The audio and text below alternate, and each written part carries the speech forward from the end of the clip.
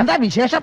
അപ്പ അറിഞ്ഞില്ലേ? ശ്രീ മുഹമ്മദ് റിയാസിന്റെ സത്യസന്ധതയെ ആത്മാർത്ഥതയെ ഞാൻ അഭിനന്ദിക്കുകയാണ്. മറ്റു രണ്ടാൾക്കാരും സംസാരിച്ചതിൽ നിന്ന് വിരുദ്ധമായിട്ട് ഞാൻ ശ്രീ മുഹമ്മദ് റിയാസിനെ അഭിനന്ദിക്കാനാണ് ആദ്യത്തെ അവസരം ഉപയോഗിക്കുന്നത്. എവിടെ ഇതൊരു നടക്കി പോണ ലക്ഷണില്ല. ഞാൻ ഇവന്റെ രണ്ടെണ്ണം വാങ്ങിച്ചിട്ടേ പോവുള്ളൂ. അദ്ദേഹം ലാർജ്ലി ഇഡിയെ എതിർത്താണ് സംസാരിച്ചത് എങ്കിലും അബദ്ധത്തിൽ അദ്ദേഹം ഒരു സത്യം. അദ്ദേഹം ഒരുപക്ഷെ ഇന്ന് പറഞ്ഞിരിക്കുന്ന മറ്റെല്ലാ ന്യായീകരണ ക്യാപ്സൂളുകളെയും ഒറ്റയടിക്ക് നിർവീര്യമാക്കുന്നത്, ഒപ്പം കേന്ദ്ര ഏജൻസികളുടെ അന്വേഷണത്തിനെ ന്യായീകരിക്കുന്നതുമായിട്ടുള്ള ഒരു സത്യമാണ് അദ്ദേഹം പറഞ്ഞത്. എന്താ അദ്ദേഹം പറഞ്ഞത്? മാന്യമായി ബിസിനസ് ചെയ്യുന്ന ആൾക്കാരെ ബുദ്ധിമുട്ടിക്കരുത് എന്ന് പറഞ്ഞു. പറ്റിപ്പോ മായമോ ഇല്ലാത്ത നല്ല കൃത്യം കക്ഷികളാ. എന്നുവെച്ചാൽ മാന്യമല്ലാതെ ബിസിനസ് ചെയ്യുന്ന ആൾക്കാരെ ബുദ്ധിമുട്ടിക്കാം. ഒപ്പം ഇപ്പൊ പ്ലേ ചെയ്തിരിക്കുന്ന ബൈറ്റിലുള്ള വീണയുടെ ബിസിനസ്സിൽ എന്തെങ്കിലും ഭരണസ്വാധീനം ഉണ്ട് എങ്കിൽ അത് അന്വേഷണ ഏജൻസിക്ക് പരിശോധിക്കാം.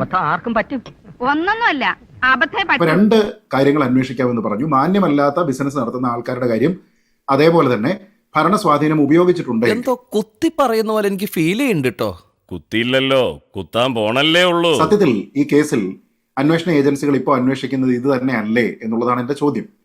ഇതിൽ മാന്യമായിട്ടുള്ള ബിസിനസ് ചെയ്തിരിക്കുന്ന ആൾക്കാരെ ബുദ്ധിമുട്ടിച്ചു. മനസ്സിലായില്ല. മനസ്സിലാക്കാൻ എന്റെ പാർട്ടിക്കാരെ പോലെ തന്നെ നിനക്കും കുറച്ച് ടൈം എടുക്കും. ഇഡി ഇന്ന് ഇറക്കിയിരിക്കുന്ന പത്രക്കുറിപ്പിൽ പറഞ്ഞിരിക്കുന്ന കാര്യങ്ങൾ എന്താണ്? വീണയുടെ വീട്ടിൽ ഈ കഴിഞ്ഞ മെയ് മാസത്തിൽ നടത്തിയിരിക്കുന്ന റെയ്ഡിൽ നിന്ന് കുറേയധികം ഹാൻഡ് റിട്ടൺ ആയിട്ടുള്ള നോട്ട്സ് കിട്ടി. അതിൽ കുറേയധികം ആൾക്കാരുടെ പേരെഴുതിയിട്ടുണ്ട്.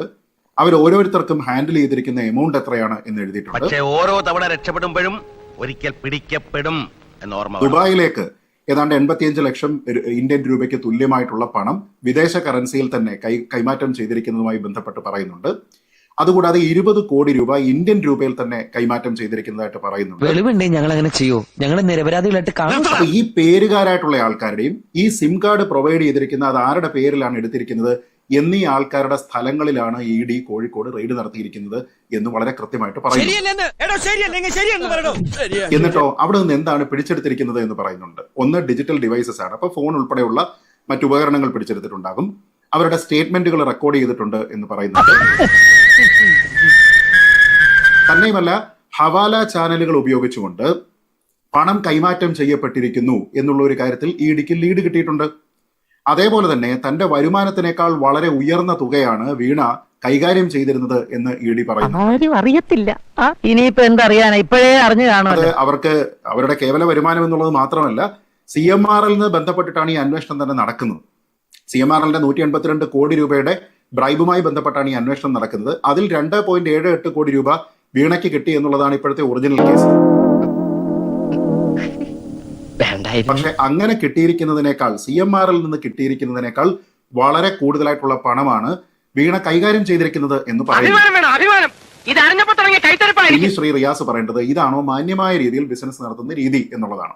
നമ്മൾ ഇങ്ങനെ സ്വന്തമല്ലാത്ത പേരിൽ സിം കാർഡ് എടുത്തു വെച്ചതിന് ശേഷം ഇന്റർനെറ്റ് കോൾ ചെയ്യുക, ഇവിടെ റിപ്പോർട്ട് ചെയ്യാതെ ഇവിടെ ടാക്സ് അടയ്ക്കാതെ മാന്യമായ രീതിയിൽ ബിസിനസ് ചെയ്യുന്ന രീതിയൊക്കെ വിട്ടുകൊണ്ട് വിദേശത്തേക്ക് പണം കൈമാറ്റം ചെയ്യുക. ഇതൊക്കെ കൈയോടെ പിടിച്ചു കൊടുത്തില്ലെങ്കിലേ നീയൊക്കെ വഷളായി നാടിനും വീടിനും കൊള്ളാം. തനിക്കുള്ള വരുമാനത്തിനേക്കാൾ കൂടുതൽ പണം ഇങ്ങനെ ട്രാൻസാക്ട് ചെയ്യുക.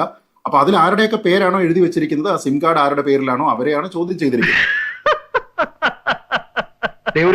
ഇത് മാന്യതയല്ല എന്നുള്ളത് മാത്രമല്ല, ഒരുപക്ഷെ കേരളം കണ്ട ഏറ്റവും വലിയ കൊള്ളയാണിത് എന്നുള്ളതിന്റെ ആദ്യ സൂചനകളാണ് കാണുന്നത്. ഈ 2.25 കോടി രൂപയല്ല, മറിച്ച് ഇതിൽ പറയപ്പെട്ടിരുന്നതിനേക്കാൾ വളരെ ഉയർന്ന തുകയാണ് എന്നുള്ളതാണ് ഒന്നാമത്തെ. രണ്ട്, അദ്ദേഹം പറഞ്ഞത് ഭരണസ്വാധീനം അന്യായമായിട്ട് ഉപയോഗിക്കുന്നുണ്ട് എങ്കിൽ അത് അന്വേഷിക്കാമെന്നാണ്. മുഖ്യമന്ത്രിയുമായിട്ടുള്ള ബന്ധുത്വം വഴിയാണ് സേവനമില്ലാതെ ഈ മാസപ്പടി വാങ്ങിയത് എന്ന് തന്നെയല്ലേ ആദ്യം മുതൽ എല്ലാ അന്വേഷണ ഏജൻസികളും പറയുന്നത്. ഒരു 2-3 ആഴ്ച മുമ്പ് നമ്മൾ എല്ലാവരും കേട്ട ഒരു കാര്യമുണ്ട്. ശശിധരൻ കർത്തായുടെ 2024 ഏപ്രിൽ മാസത്തിൽ എടുത്തിരിക്കുന്ന ഒരു സ്റ്റേറ്റ്മെന്റ്. ആ സ്റ്റേറ്റ്മെന്റിൽ പണം കൊടുത്തിട്ടുണ്ട് എന്നത് അഡ്മിറ്റ് ചെയ്തുകൊണ്ട് കർത്ത പറയുന്നത് എന്താണ്? 2 കാര്യങ്ങൾ. പക്ഷെ അത് ഇവിടെ പറയാൻ കാര്യമുണ്ട്. ഒന്ന്, വിത്തൗട്ട് സർവീസ്, ഇപ്പൊ സേവനം ഇല്ലാതെയാണ് പണം കൊടുത്തിരിക്കുന്നത്. 2, considering personal relationship with Kerala CM Pinarayi Vijayan, എന്ന് വെച്ചാൽ ബന്ധുത്വം വഴിയാണ്. അതായത് ഭരണസ്വാധീനം ഉപയോഗിച്ച് തന്നെയാണ് സേവനമില്ലാതെ പണം കൊടുത്തത് എന്ന് കൊടുത്തവൻ പറയുകയാണ്. മുഖത്ത് ഞങ്ങൾ ഇനി എങ്ങനെ നോക്കും?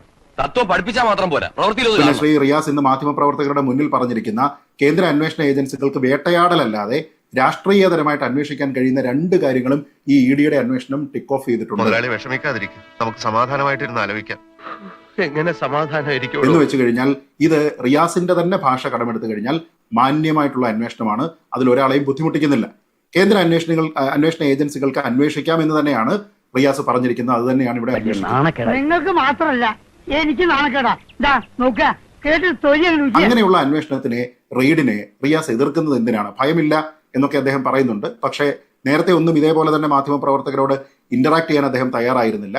പക്ഷെ ഇപ്പോ അദ്ദേഹത്തിന്റെ സുഹൃത്തുക്കളിലേക്ക് അന്വേഷണം പോയി എന്നതിന്റെ പേരിൽ അദ്ദേഹം ഈ റെയ്ഡ് പോലും വേണ്ട എന്നാണ് പറയുന്നത്. ഇതിനകത്ത് എന്തോ ചുറ്റിക്കളി ഉണ്ടല്ലോ. എന്ത് ചുറ്റിക്കളി? ഒരു ചുറ്റിക്കളി ഇല്ലല്ലേ? ശരി. റിയാസ് അവിടെ മനസ്സിലാക്കേണ്ട കാര്യം, ഒരു റെയ്ഡ് നടത്തുക എന്ന് പറയുന്നത് ഒരു അന്വേഷണ ഏജൻസിയുടെ സ്റ്റാറ്റ്യൂട്ടറി റൈറ്റ് ആണ്. ഇന്നത്തെ ഇഡിയുടെ പ്രസ് നോട്ട് നോക്കിക്കഴിഞ്ഞാൽ അതിന്റെ ആദ്യത്തെ പാരഗ്രാഫിൽ എഴുതിയിട്ടുണ്ട് ഏത് വകുപ്പ് അനുസരിച്ചിട്ടാണ് ഈ അന്വേഷണം, ഏത് കേസാണ്. PMLA ആക്ട് ആണ്, പ്രിവെൻഷൻ ഓഫ് മണി ലോണ്ടറിംഗ്, കള്ളപ്പണം വെളുപ്പിക്കൽ. ആ കള്ളപ്പണം വെളുപ്പിക്കൽ ആക്ടിന്റെ, അതിനെ തടയുന്ന ആക്ടിന്റെ സെക്ഷൻ 17 പറയുന്നത് ഈ റെയ്ഡിനുള്ള ഇഡിയുടെ അധികാരത്തിനെ കുറിച്ചാണ്. അത്തരം റെയ്ഡുകൾക്ക് ഭരണഘടനാ സാധുതയുണ്ട്, അത് കോൺസ്റ്റിറ്റ്യൂഷണലി വാലിഡ് ആണ് എന്ന് പറഞ്ഞിരിക്കുന്നത് ഈ രാജ്യത്തെ സുപ്രീം കോടതിയാണ്. അല്ലെങ്കിൽ ഈ ബുദ്ധി ഇല്ലെങ്കിൽ പിന്നെ പറഞ്ഞിട്ടുണ്ടല്ലേ. നിയമപ്രകാരമുള്ള മാർഗങ്ങൾ ഞങ്ങൾ സ്വീകരിക്കും എന്നാണല്ലോ റിയാസ് പറയുന്നത്. അപ്പൊ അത്തരത്തിലുള്ള റെയ്ഡുകളെ അംഗീകരിച്ചിരിക്കുന്നതും അത് കോൺസ്റ്റിറ്റ്യൂഷനാണ് എന്ന് പറഞ്ഞിരിക്കുന്നതും ഈ നാട്ടിലെ കോടതികളാണ്. ഒരു കേസ് കോടതിയിൽ എത്തുന്ന സമയത്ത് കോടതിക്ക് വേണ്ടത് തെളിവുകളാണ്. അന്വേഷണ ഏജൻസി അത് പ്രൊഡ്യൂസ് ചെയ്യുക എന്ന് പറയുന്നത് അവരെ സംബന്ധിച്ചിടത്തോളം ഏറ്റവും ബേസിക് ആയിട്ടുള്ള ലീഗൽ റിക്വയർമെന്റ് ആണ്. ഇന്ന് ഈ നോട്ടിന്റെ ഏറ്റവും അവസാനം ED പറഞ്ഞിരിക്കുന്ന രണ്ട് പുതിയ പാരയായിരിക്കും.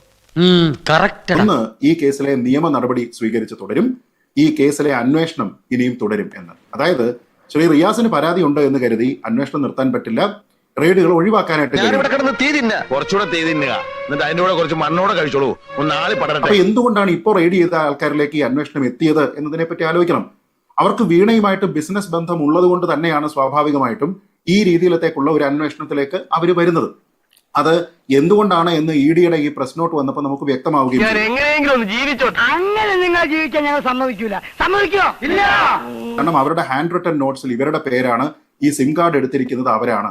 അതല്ലാതെ റിയാസ് പറയുന്നത് പോലെ റിയാസിന്റെ കോളേജിലെ ഫ്രണ്ട്സ് ആയതുകൊണ്ടല്ല ഇവരിലേക്ക് അന്വേഷണം വരുന്നത്. ഈ 3-4 ഫ്രണ്ട്സ് മാത്രമേ റിയാസ് കോളേജിൽ പഠിച്ചപ്പോൾ ആരും ഫ്രണ്ട്സ് ഇല്ലായിരുന്നു. അപ്പൊ അവരുടെ എല്ലാം വീട്ടിലേക്ക് ED ചെന്നോ? ഇല്ല. അപ്പൊ ഇത് റിയാസുമായി ബന്ധമുള്ള ഒരു കാര്യമല്ല. നിലവിൽ അത് വീണയുമായി മാത്രം ബന്ധമുള്ള കാര്യമാണ്. എന്നെ സംശയിക്കരുത്. റിയാസിന്റെ സുഹൃത്തുക്കളായിരിക്കാം, റിയാസിന്റെ പാർട്ടിയിലെ സഹപ്രവർത്തകരായിരിക്കാം. പക്ഷെ വീണയുമായി ബന്ധമുള്ളത് കൊണ്ടാണ് വീണ കൈവശം സൂക്ഷിച്ചിരുന്ന ഹാൻഡ് റിട്ടൺ നോട്ട്സിൽ ഇവരെയും ഇവരെ കുറിച്ചിട്ടുള്ള പണവും അതേപോലെ തന്നെ ഈ സിം കാർഡിന്റെ ഡീറ്റെയിൽസും ഫോട്ടോഗ്രാഫും ഉൾപ്പെടെ എഴുതി വലിയ തെറ്റായി പോയെന്ന് എനിക്ക് ഇപ്പൊ തോന്നുന്നു. ഇപ്പൊ തോന്നിയിട്ടുണ്ട് ഫലം. അപ്പൊ പിന്നെ ഇത് രാഷ്ട്രീയ പ്രേരിതമാണെന്ന് പറയുന്നതിൽ എന്താ കാര്യം? ഇത് ആദ്യമായിട്ട് ED ഇപ്പൊ വന്ന് അന്വേഷിക്കുകയാണോ? ROC അന്വേഷിച്ചതല്ലേ? SFIO അന്വേഷിച്ചതല്ലേ? ഇൻകം ടാക്സ് അന്വേഷിച്ചതല്ലേ? എന്നിട്ട് സെറ്റിൽമെന്റ് ബോർഡിൽ അവരെ ടാക്സിന്റെ കാര്യങ്ങൾ സെറ്റിൽ ചെയ്തിരുന്നു. ഞാനൊരു സത്യം പറഞ്ഞ് വിശ്വസിക്കൂ. എനിക്കത് ഓർമ്മയില്ല. ഒരു പ്രെഡിക്കേറ്റ് ഒഫൻസ് ഉണ്ട് എന്ന കാരണത്താൽ EDക്ക് എൻട്രി ലഭിച്ച കേസല്ലേ? EDയുടെ വരവിനെ തടയുന്നതിന് വേണ്ടിയിട്ട് കോടതിയെ സമീപിച്ചതല്ലേ? അവസാനം ഈ അന്വേഷണം തുടരുന്നതിന് വേണ്ടിയിട്ട് അനുമതി നൽകിയിരിക്കുന്നത് ഈ നാട്ടിലെ കോടതിയാണ് എന്നതുപോലും റിയാസ് മറന്നു. ഇനിയിപ്പോ എന്തോ ചെയ്യും? ചക്ക കുഴയുന്ന പോലെ. അപ്പോ നാളെ നേരത്തെ തന്നെ ഇങ്ങോട്ട് എത്തണം കേട്ടോ. ശരി.